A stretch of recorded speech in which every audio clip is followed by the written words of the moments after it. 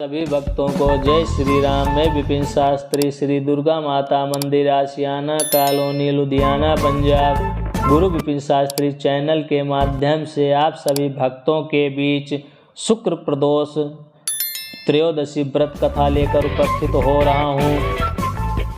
शुक्रवार त्रयोदशी प्रदोष व्रत पूजा विधि सौम्य प्रदोष के समान ही है। इसमें श्वेत रंग तथा खीर जैसे पदार्थ ही सेवन करने का महत्व होता है। सूत जी बोले, प्राचीन काल की बात है, एक नगर में 3 मित्र रहते थे।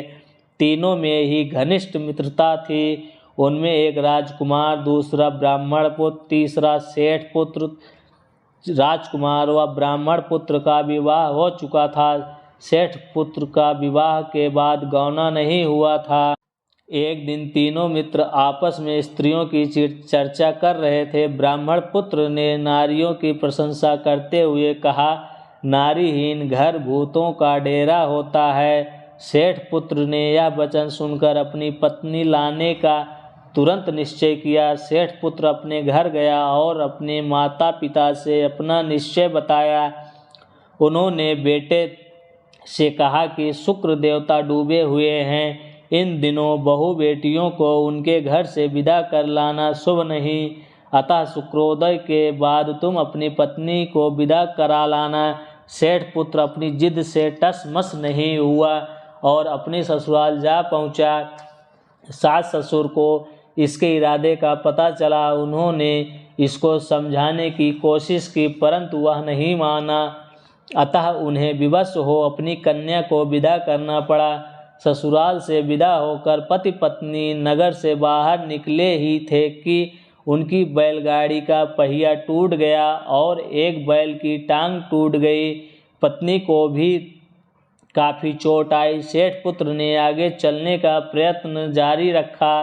तभी डाकुओं से भेंट हो गई और वे धन धान्य लूट कर ले गए। सेठ का पुत्र पत्नी सहित रोता पीटता अपने घर पहुंच जाते उसे सांप ने डस लिया।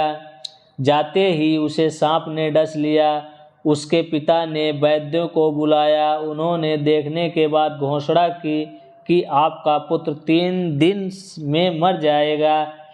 उसी समय एक घटना का पता ब्राह्मण पुत्र को लगा। उसने सेठ से कहा कि आप अपने लड़के को पत्नी सहित बहू के घर वापस भेज दो। यह सारी बाधाएं इसलिए आई हैं कि आपका पुत्र शुक्रास्त में पत्नी को विदा करा लाया है। यदि यह वहां पहुंच जाएगा तो बच जाएगा। सेठ को ब्राह्मण पुत्र की बात जच गई और अपनी पुत्र वधू और पुत्र को वापस लौटा दिया। वहां पहुंचते ही सेठ पुत्र की हालत ठीक होनी आरंभ हो गई। तत्पश्चात उन्होंने शेष जीवन सुख आनंद पूर्वक व्यतीत किया और अंत में वह पति पत्नी दोनों स्वर्ग लोक को गए।